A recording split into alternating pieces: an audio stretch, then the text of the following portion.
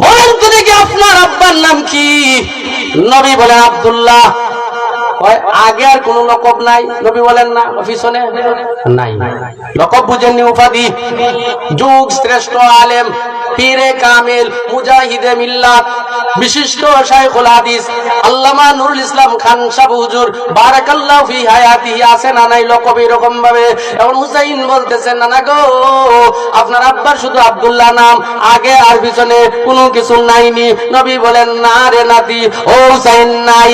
এবার হুসাইন ডাক দিয়ে বলে, ও নানা শুনে জানেননি আমার আব্বাকে? সুবহানাল্লাহ বলবেন না? আচ্ছা নবী জানেন না আব্বাকে? নবী বলেন কে তোমার আব্বা? এমন হযরত হুসাইন রাদিয়াল্লাহু তাআলা বলেন, ওগো নানা, আমার আব্বা হলেন আসাদুল্লাহিল গালিব। আমার আব্বাকে আল্লাহ রাব্বুল আলামিন সমস্ত বেঈমান কাফেরদের জন্য আল্লাহ বাগ বানায় সৃষ্টি করেছে। আমার নানা বলেছেন, নানা হলেন মদিনার ইলমের রাজ্য, আর সেই রাজ্যের প্রবেশকার হলেন আমার আব্বা আলী। শুধু তাই নয় ওগো নানা, আমি হলাম এমন বাবার সন্তান যে আমার আব্বা দুনিয়াতে তাইকাই জান্নাতের সার্টিফিকেট পাইছেন। সুবহানাল্লাহ বলেন না? ছোট বাচ্চা আল্লাহু আকবার। ও ভাইরা আমার, আদর্শ নানা যদি কেউ হতে চায় নবীকে অনুসরণ করতে হবে। এবার নবী ডাক দিয়ে বলেন, হুসাইন তাই তো দেখা যায় তোমার বাবাই শ্রেষ্ঠ। আবার হুসাইন রাদিয়াল্লাহু তাআলা বলেন, হ্যাঁ নানা বলেন তো দেখি আপনার আম্মার নাম কি? নবীজি বলেন, আমার মার নাম হইল আমেনা।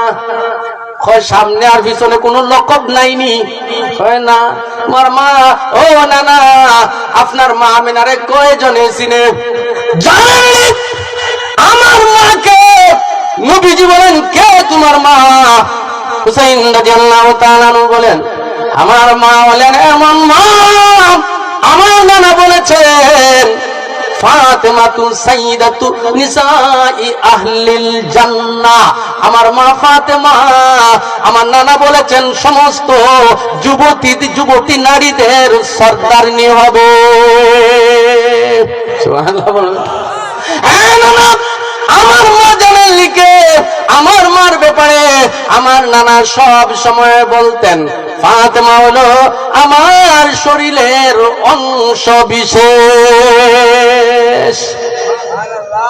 আর একটু জোরে বলেন না সুবহানাল্লাহ। আমার মা হলেন এমন একজন মা, সাইয়্যিদুল মুরসালিন, খাতামুন নবিয়্যিন, রাহমাতুল লিল আলামিন, শফিউল মুযনিবিন, বিশ্ব নবী মুহাম্মদুর রাসূলুল্লাহ সাল্লাল্লাহু আলাইহি সাল্লামের আদরের মেয়ে। সুবহানাল্লাহ বলেন না? নবী বলতেছে, হুসাইন তাইলে তো দেখা যায় তোমার মাই শ্রেষ্ঠ। এবার হুসাইন বলতেছে, নানা বলেন তো দেখি আপনার নানিকে? নবীজি বলেন, মক্কার একজন মহিলা। নামটা বলেন? নবী নাম বলছেন। ও আগে আর সামনে কোনো লকব নাই? নবী বলেন না। এবার হুসাইন বলে, আমার নানা শুনলেন, আমার নানিকে জানেননি?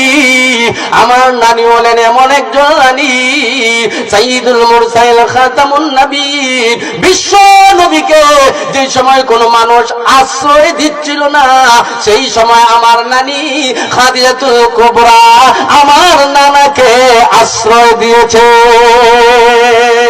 শুধু তাই নয়, হ্যাঁ নানা, আমার নানি হলেন এমন এক নানি, বারবার আমার আল্লাহ আমার নানির সালাম দিছেন। নবীজি বলেন, তাহলে তো তোমার নানি শ্রেষ্ঠ। এমন হুসাইন বলতেছে, তাহলে না বলে তোমার নানাকে?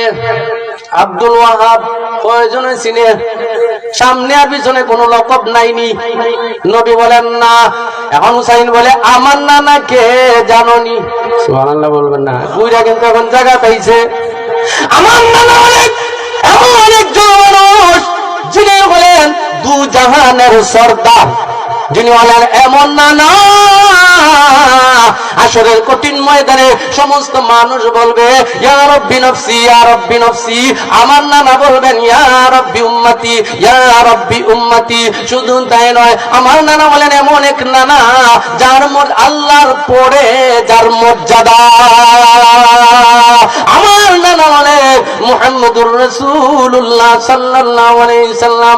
এবার নবী ডাক দিয়ে বলেন, হুসাইন রে, ডাক দিয়ে নবীর কুলে উঠাইলেন। যদিও তুমি তোমার এত প্রশংসা করেছো, কিন্তু গুইরা তো তোর নানা আমি মুহাম্মদ সাল্লাল্লাহু আলাইহি সাল্লামের প্রশংসাটাই করলে।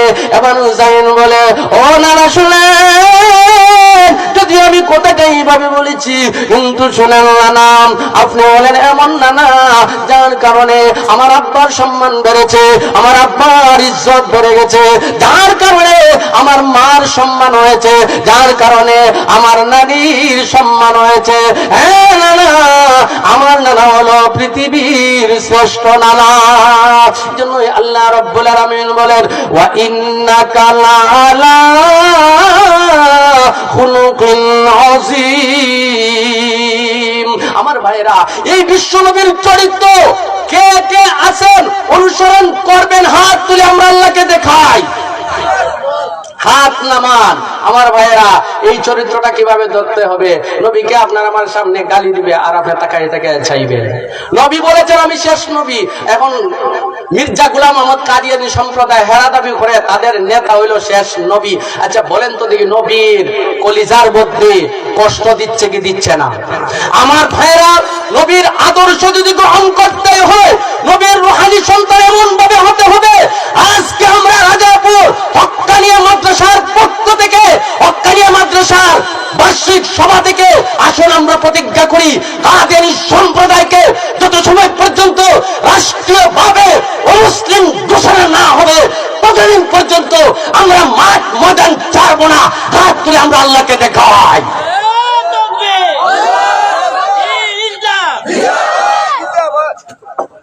আমার ভাইরা, নবীর আদর্শ ধরতেই হবে। নবীর আদর্শ যদি আমরা আদর্শবান না হই, হাসরের কঠিন ময়দানে নবীর সুপারিশ পাওয়া যাবে।